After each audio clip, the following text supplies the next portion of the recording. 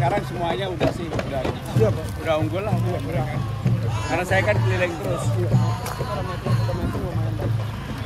kan kelihatan kan.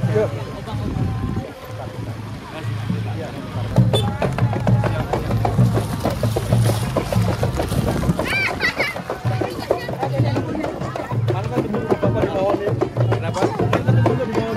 Oh, yang gimana ya?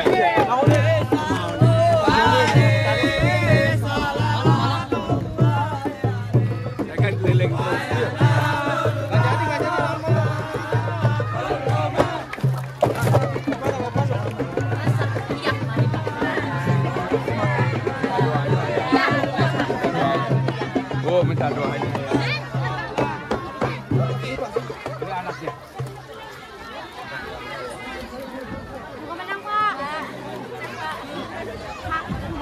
Amin amin. Minta doanya ya.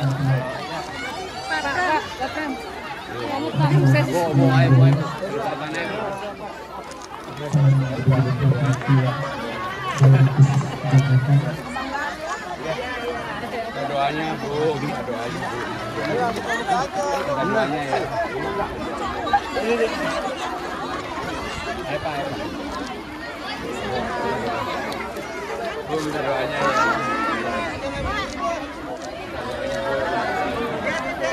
Doanya Bu, minta doanya ya. Ini anak nomor berapa? Dua aja.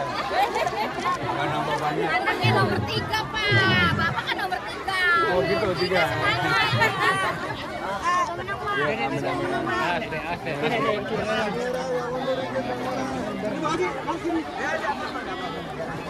Bang Dule mana, Bang Dule? Pak, Bang Dule mana, Pak? Bang Dule harus bagi-bagi. Berapa tuh, Pak?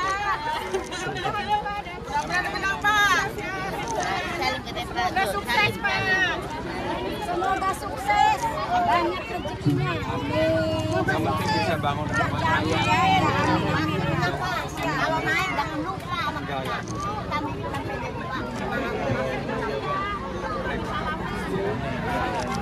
Makasih ya. Iya Pak. Bu, makasih. Mohon doanya ya. Halo, Pak. Mohon doanya Bu. Mohon doanya Bu. Kami duduk Pak. Kami bukan ini. sehat. Calon Gubernur Provinsi DKI Jakarta.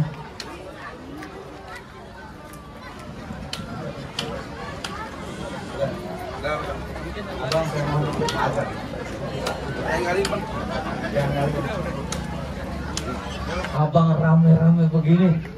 Mau ngapain bang? Abang mau unjuk rasa. Kalau ngomong kagak dayak lagi Pak Haji ya. Bang, sholat tarawih di bulan puasa jangan lupa tadarusannya. Saya kemari bukan mau unjuk rasa. Saya kemari bang, nih bang ngantrin Bapak calon gubernur nomor 3 nih orangnya. Masya Allah. Ganteng juga bang ya. Nah, abang tahu yang pemain sinetron di SCTV? Tahu bang? Yang film GGS? Siapa itu bang? Aliando. Dia orang ini. Mirip. Beda tipis bang. Iya. Bang, sebelumnya saya mau nanya bang ya. Iya bang, boleh. Kebok boleh, beranak boleh, tambah kayu putus talinya. Bang, kalau sekiranya saya numpang bertanya, apa yang betul bang di sini tempat keduri pesisir di Kalibaru, kampung nelayan namanya? Wah kalau itu bang, memang agak saleh lagi bang. Emang di sini tempatnya bang. Alhamdulillah. Tapi bang ibarat kata bang dari Banten ke Pekalongan. Di Pekalongan banyak pohon rambutannya. Abang datang ke rombongan. Dari mana mau kemana? Dan apa maksud dan tujuannya bang? Bang, tujuan saya datang kemari kalau bukan arak-arakan anak Betawi, nggak bakal tadi marawis pada berbunyi. Kalau bukan lantaran acaranya di Kalibaru tempat sini, saya sama Pak Haji Pramono kagak bakal datang kemari. Oh jadi Bapak Haji Pramono dan kawan-kawannya ingin menghadiri bang. Iya. Bang, nggak sembarangan bang. Kenapa bang? Ibarat kata bunga putih bunga setaman, pohon salak banyak durinya. Nih hati kita nih belum berkenan kalau abang dan rombongan belum bawain syarat buat dirinya bang. Oh jadi kalau kemari kudu pakai syarat? Pakai syarat bang. Waduh, Pak Haji, ini kita mau masuk kemari kudu pakai syarat. Pak Haji udah bawa syaratnya? Bawa. Apa? Oh, masuk tebas. Apa begini aja? Bang, Iya bang. tentang sekarang bang dipikul berat beli nanas sulung kupasin. Terlanjur nih bang, Bapak calon gubernur datang kemari, jangan kata meminta syarat, abang minta monas sanggup saya gak bawain. Siapa yang mau manggul bang? Anggol sendiri.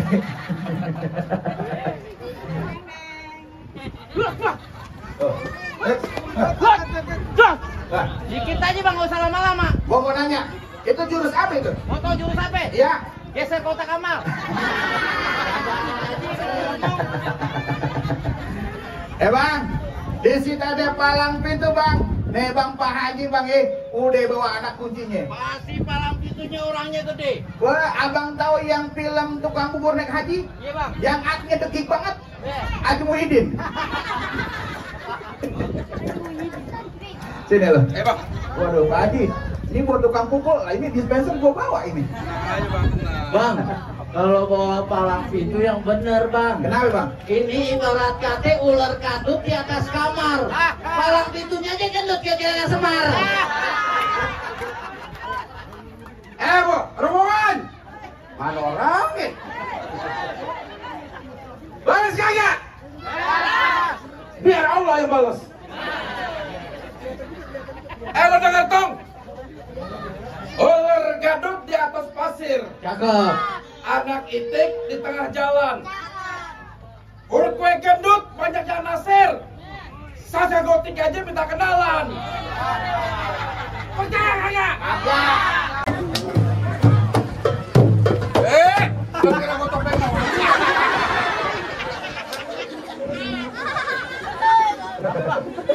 Sangka aja kita topeng maunya di jalan ya.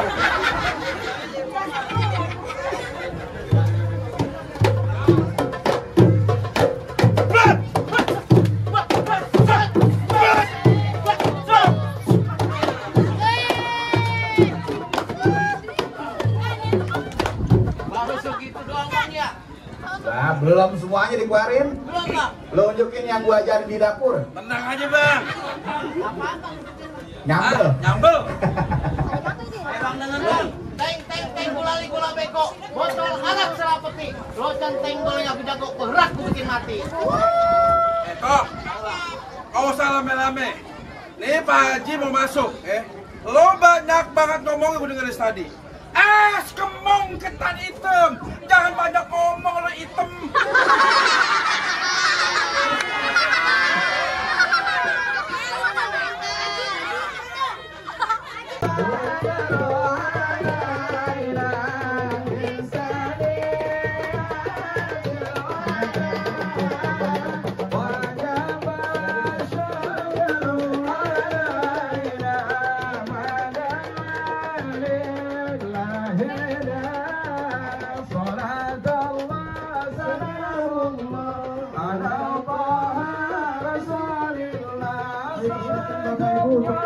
Silakan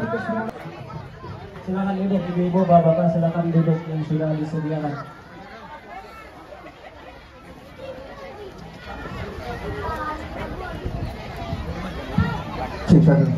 Saya kenal lama.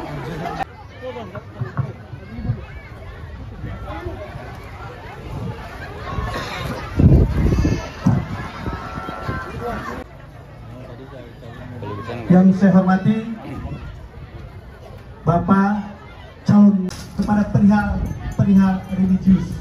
Beliau hadir di pesisir sini adalah untuk membina kita agar memahami Islam secara kafah. Akan dibalas oleh Allah Subhanahu wa taala. Kehadiran kita di sini adalah untuk kita juga, karena di sini kita bicarakan masa depan masyarakat pesisir yang ada di Jakarta Utara. Yang saya hormati juga Bapak Ketua RW 04, Bapak Haji Mansur, seluruh jajarannya, dan Bapak Daeng Asis sebagai tokoh calon pemimpin kita. Insya Allah beliau akan memimpin Jakarta di 2024-2029 yang mendatang. Bismillahirrahmanirrahim. Dan untuk itu kami mohon dengan hormat Bapak Ibu sekalian untuk berdiri sejenak, kita bersama-sama menyanyikan lagu Indonesia Raya.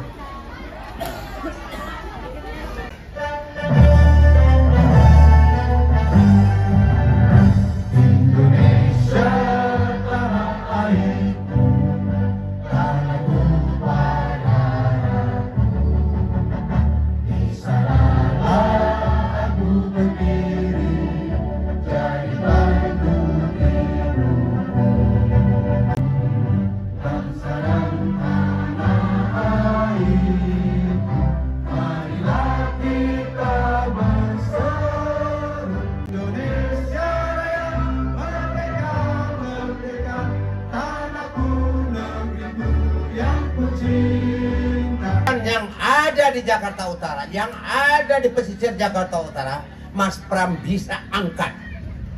Menyangkut apa? Menyangkut fasilitas, menyangkut mereka punya kebutuhan, terutama bahan bakar, menyangkut mereka punya kesehatan, menyangkut keselamatan keluarganya, dan terakhir pendidikan. Saya berharap Mas Pram, saya tidak mau omong kosong. Boleh tanya sama tokoh-tokoh yang ada di Jakarta Utara, khususnya orang pantai, siapa Bang Sabri? Saya tidak pernah mendahulukan kepentingan saya. Nah, oleh karena itu, Mas Pram datang kemari, saya titipkan semua persoalan yang sudah saya sampaikan. Lihatlah mereka dengan rumah-rumah yang kumuh, ya, sepanjang pantai ini. Kalau musim ikan, ya, jadi tempat jemuran ikan. Tidak ada fasilitas yang memadai. Mas Pram bisa lihat nanti. Sepanjang 37 km pesisir ini dikuasai oleh segelintir manusia yang tidak punya empati kepada masyarakat. Tolong catat omongan saya. Saya tidak mau berkomunikasi dengan orang-orang yang tidak dapat menerima pandangan saya. Tapi kepada ibu-ibu, bapak-bapak, para kiai, para alim ulama, terutama nelayan yang setiap hari sedang berdoa, ya Allah berikanlah rezeki untukku, untuk aku bisa membiayai kehidupan keluarga. Demi Allah, saya berjuang mati-matian membawa Mas Pram kemari. Walaupun mungkin apa yang kita sampaikan hari ini tidak mungkin langsung bisa diciptakan, tapi insya Allah program kerja Mas Pram setelah jadi gubernur, dia akan mengevaluasi. Tentunya dengan apa ini bisa terjadi? Kita pilih nomor 3. Kita menangkan 3. Insya Allah. Wabarakatuh. Salam sejahtera bagi kita semua yang sungguh saya hormati, senior kita semuanya, Bang Sabri Saiman, yang sudah menyampaikan sambutan pidatonya dengan berapi-api. Yang saya hormati Bang Daeng Basri, ini teman saya lama, dulu beliau dekat dengan almarhum Pak Taufik Kimas, Bang Sabri juga dekat dengan almarhum Pak Topik Kimas, dan juga para tokoh yang hadir, Pak Haji Mansur, Pak Suhara, dan hadirin sekalian. Pertama-tama saya mengucapkan terima kasih atas undangannya. Saya merasa sungguh sangat terhormat bisa hadir di tempat ini, yang saya yakin kalau bukan Bang Sabri saya pasti tidak sampai di tempat ini. Bapak Ibu saudara-saudara sekalian, saya ini orangnya iya enggak. Jadi saya nggak akan berbelit-belit. Yang pertama saya ingin menjawab apa yang disampaikan oleh Bang Sabri. Kalau saya mendapatkan amanah, maka yang saya selesaikan paling pertama, paling awal adalah persoalan masyarakat sendiri. Bukan menjanjikan membangun sesuatu yang tidak mungkin saya selesaikan dalam era pemerintahan yang akan saya pimpin. Contohnya, tadi Bang Sabri mengatakan tentang pendidikan, kesehatan, dan sebagainya. Saya tahu, saya yakin di tempat ini pasti KJP-nya, Kartu Jakarta Pintarnya pasti problem. Pasti problem. Kenapa problem? Satu, pendataannya nggak benar. Yang kedua, yang berhak menerima tidak menerima. Yang ketiga, yang paling menyedihkan adalah orang yang tidak berhak menerima malah menerima. Kalau ada masalah, Bapak Ibu saudara-saudara harus pergi ke Rawa Bunga. Untuk pergi ke Rawa Bunga aja sudah sehari penuh sampai di sana, di pingpong kanan kiri, nggak selesai, capek pulang, persoalannya tidak terselesaikan. Maka untuk itu Bapak-Bapak, Ibu-Ibu sekalian, saya akan menyelesaikan yang seperti ini. Untuk semuanya yang berhak mendapatkan KJP, maka penyelesaiannya tidak perlu terlalu jauh ke Rawa Bunga. Cukup di Cilincing atau Kali Baru ini diselesaikan. Sehingga kalau kemudian ada orang-orang bermain-main dengan yang tidak berhak dipindahkan, maka saudara-saudara sekalian bisa memprotes itu. Saya sendiri menemukan orang Bogor bisa menerima Kartu Jakarta Pintar, gak habis pikir. Sehingga dengan demikian, saudara-saudara sekalian, apa yang disampaikan Bang Sabri Saiman tadi, itu menjadi kunci dasar bagaimana menyelesaikan persoalan-persoalan di lapangan. Dan untuk itu akan saya awasi sendiri. Gak bisa menyerahkan kepada staf untuk menyelesaikan, karena kalau diserahkan kepada staf menyelesaikan, yang terjadi adalah mereka membagi di antara mereka sendiri, terutama untuk keluarganya. Termasuk kartu lansia. Lansia yang berhak tidak mendapatkan, yang masih kinyis-kinyis malah dapat. Inilah kenyataan yang ada.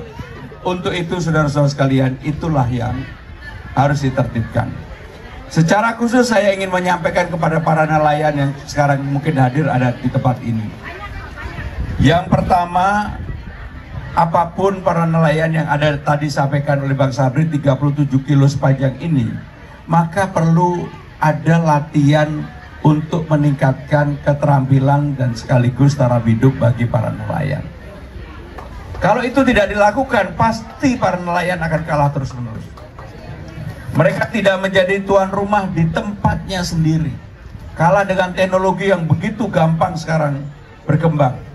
Untuk itu, sesuai dengan apa yang disampaikan Bang Sabri tadi, maka kami akan mengadakan pelatihan khusus untuk nelayan di Kali Baru, di Cilincing ini. Setiap waktu, setiap saat akan diadakan untuk apa? Supaya pertama keterampilan mereka meningkat. Kedua, pengetahuannya juga meningkat. Yang tidak kalah penting adalah daya tawarnya juga meningkat. Sebab dengan perkembangan-perkembangan yang ada, Bapak Ibu saudara-saudara sekalian, inilah yang harus dilakukan perbaikan bagi kita semua. Dan juga di Teluk sini kan udah ada rencana untuk nelayan tidak boleh bekerja. Kalau saya jadi gubernur, inilah yang harus dipertahankan dan dijaga. Siapapun tetap, karena ini mata pencarian. Bukan orang menjadi kaya raya karena menjadi nelayan, enggak.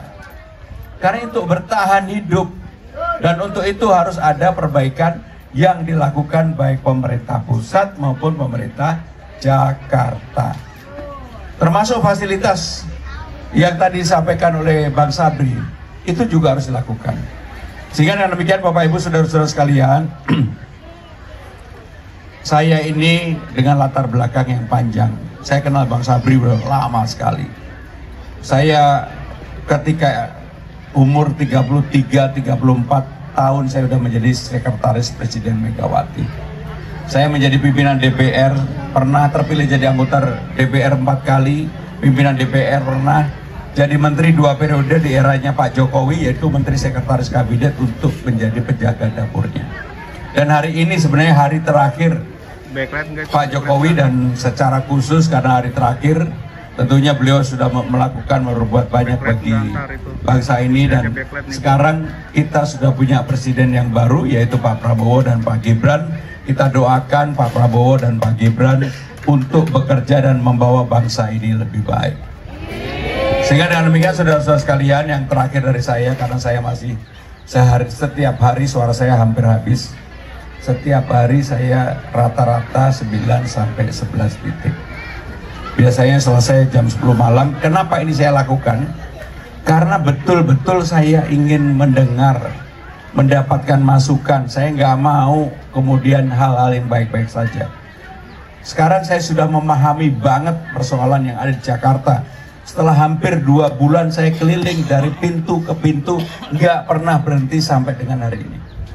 Setiap hari nggak pernah berhenti. Karena apa? Kecintaan saya kepada warga Jakarta.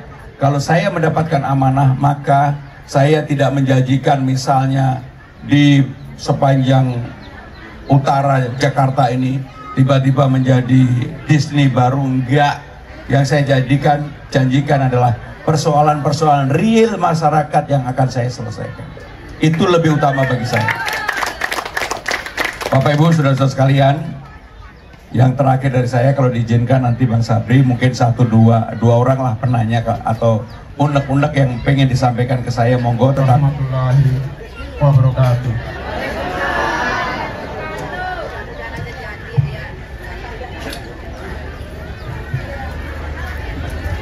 Kenalkan, nama saya Pak Jumani Pak Pram. Gini Pak, kita di wilayah Kalibaru ini, kita sebagai nelayan Kalibaru dari tahun 80-an.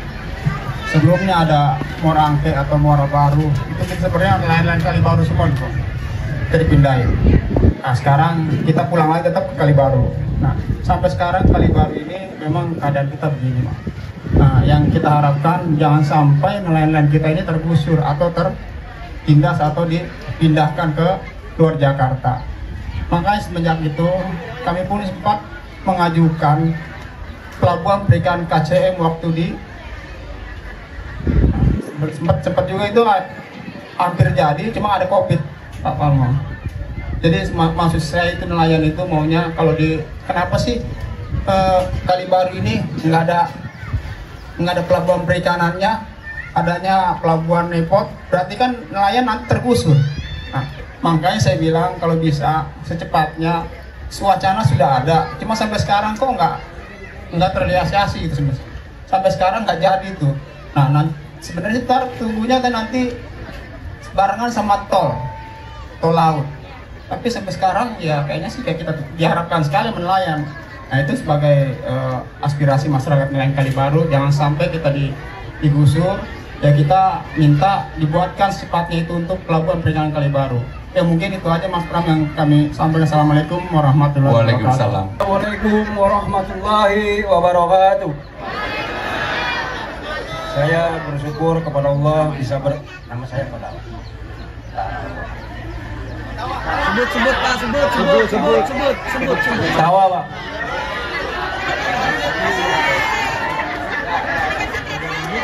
Ya dengan ini Pak, saya ingin menyampaikan aspirasi nelayan saya selama ini belum ada yang memecahkan. Karena di sini kendalanya masalah nelayan saya ini adalah masalah limbah. Saya mengenai masalah limbah ini kendalanya dari mulai nelayan sini banyak Pak jenisnya, sero, bubu, apa segala itu banyak kena limbah. Cuman sedangkan masalah limbah ini tidak pernah bisa diatasi oleh aparat pemerintah sudah cukup lama. Karena pada waktu itu tahun 2011 bulan 5 tanggal 3 saya amanah dari Pak Menteri pada waktu itu Pak Fadil Muhammad. Ini ditindak secara hukum dan didenda. Tapi sampai sekarang itu Pak udah 13 tahun. Tidak ada yang namanya limbah ini hilang gitu, masih ada terus Pak. Nah, sedangkan masalah limbah itu membuat dampak masalah masyarakat kita ini nanti bisa kena imbasnya Pak. Contohnya pemerintah sering mengadakan lab pemeriksaan masalah kerang hijau, kerang darah, itu mengandung merkuri. Sedangkan merkuri itu dia menghisap limbah itu Pak. Limbah yang ada di laut kita ini selalu tercemar kena limbah. Limbah itu adanya setelah adanya hujan, itu dengan waktu 2-3 hari limbah itu bermunculan. Contohnya, nah itu jadi yang saya khawatirkan bukan masalah limbah itu memang harus dimusnahkan juga. Ini masalah kesehatan masyarakat luas Pak. Karena yang adanya biota laut ini dimakan oleh masyarakat di negeri kita sendiri. Bulan atau tahun itu akan membawa dampak semua dengan masyarakat. Yang kedua Pak, masalah limbah ini sehingga bisa mengurangi masalah nelayan khususnya di negara kita ini Pak. Contoh misalnya saya sering memberikan penjelasan kepada nelayan-nelayan yang ada di sekitar kita Pak ya. Nelayan sekarang banyak ke negara orang Pak. Karena apa? Karena limbah itu. Nah, saya minta bantuan juga untuk pemerintah untuk mengatasi masalah limbah ini sehingga nelayan kita tidak bubar ke luar negeri. Karena hasilnya tidak ada, jadi dia mengungsi ke tempat negara orang lain yang hasilnya lumayan. Karena pemerintah tidak pernah berpikir tentang limbah itu dihapus gitu Pak. Itu. Kalau saya mendapatkan amanah Pak Jumani, semua termasuk yang kedua tadi, semua kebijakan itu harus dibuat melibatkan stakeholder atau yang disebut dengan pelaku. Harus melibatkan nelayan, nggak bisa kemudian yang memotret ini hanya gubernurnya saja atau kementeriannya saja, termasuk yang kedua tadi. Maka harus ada secara bersama-sama untuk dilakukan, termasuk untuk pelabuhan tadi, untuk khusus nelayan. Saya melihat di tempat ini, saya tadi juga sudah diskusi dengan Bang Sabri, mau tidak mau harus ada. Gak mungkin nelayan gak punya tempat, apalagi ini di Jakarta. Sangat sungguh tidak adil. Maka kami akan duduk nanti, kami akan tugaskan dinas dan sebagainya untuk bersama-sama Bapak untuk merumuskan bagaimana yang baik bagi nelayan dan tidak merugikan bagi negara. Itu yang paling penting. Kalau itu bisa dilakukan, saya yakin pasti kesejahteraan nelayan yang ada di sini juga bisa lebih baik. Yang berikutnya tadi mengenai limbah. Limbah ini kan kebanyakan limbah perusahaan yang ada ketika hujan dan sebagainya baru muncul dan sebagainya. Sebenarnya limbah itu tanpa hujan pun sudah ada. Hanya memang ketika hujan kemudian terkumpul karena masuk menuju ke ujung ke lautan. Sehingga dengan demikian saudara-saudara sekalian, memang penanganannya harus secara komprehensif. Pemerintah harus berani melarang kepada perusahaan untuk limbahnya jangan dibuang begitu saja, harus diolah sebagian. Sebab kalau tidak, yang dirugikan siapa? Yang nelayan yang ada di ujung dari perusahaan itu. Maka dengan demikian yang begitu-begitu harus ditangani secara bersama-sama. Yang tidak kalah penting Bapak Ibu Saudara-saudara sekalian, tadi Pak Bang Sabri juga menyampaikan salah satu persoalan di sini adalah pasti BBM bersubsidi. Betul nggak? Pasti kecil sekali kuota untuk BBM bersubsidi di sini. Sehingga dengan demikian saudara-saudara sekalian, dalam jangka panjang BBM itu untuk nelayan harus dipermudah. Nanti kami akan mencoba untuk merumuskan bersama-sama dengan Kementerian KKP dan juga ESDM untuk itu. Sehingga dengan demikian saudara-saudara sekalian, yang paling penting kata kuncinya sebenarnya, kalau pemimpin itu hadir ketika masyarakat itu punya masalah dan diselesaikan secara bersama-sama, membuka ruang dialog yang terbuka, maka itu akan baik bagi daerah tersebut. Jadi nggak semua persoalan itu bisa diselesaikan, nggak semuanya. Tetapi kalau pemimpin mempunyai itikat baik, turun ke lapangan, misalnya saya sama Pak Jumani dan dengan saudara-saudara sekalian turun mencari jalan keluar yang terbaik. Apa sih yang bisa dilakukan di tempat ini, itu akan kami lakukan.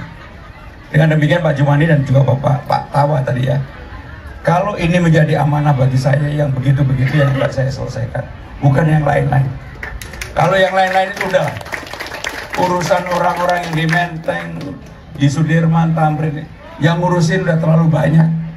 Kalau yang seperti ini, kalau nggak ada empati dari pemimpinnya, jangan harap. Maka kami akan menyelesaikan itu yang paling utama. Bang Sabri, dan Pak Sri dan saudara-saudara sekalian, saya dari tadi udah ditunjuk-tunjuk waktu sama staf saya karena saya masih punya 4 acara lagi, termasuk nanti ada acara juga sama Pak Sabri.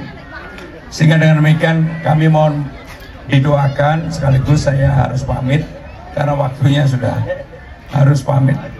Suara saya udah hilang dari 1 bulan yang lalu. Saya pikir bisa muncul, nggak muncul-muncul juga. Tetapi terus saja saya gunakan untuk ngomong setiap hari. Terima kasih. Wassalamualaikum warahmatullahi wabarakatuh. Waalaikumsalam warahmatullahi wabarakatuh. Terima kasih Mas Pram. Nomor berapa? Bismillahirrahmanirrahim. Terima kasih Bang Sabri, terima kasih Mas Pram. Bismillahirrahmanirrahim. Assalamualaikum warahmatullahi wabarakatuh. Maka acara kita pada siang hari ini telah berakhir, dan insya Allah apa yang sudah kita sampaikan pada siang hari ini akan dikabulkan oleh Allah Subhanahu wa Ta'ala. Amin ya Rabbal Alamin. Untuk itu kami ucapkan selamat jalan pada Bapak Pramono Anung Wibowo. Musik. Nah, di atas, di atas.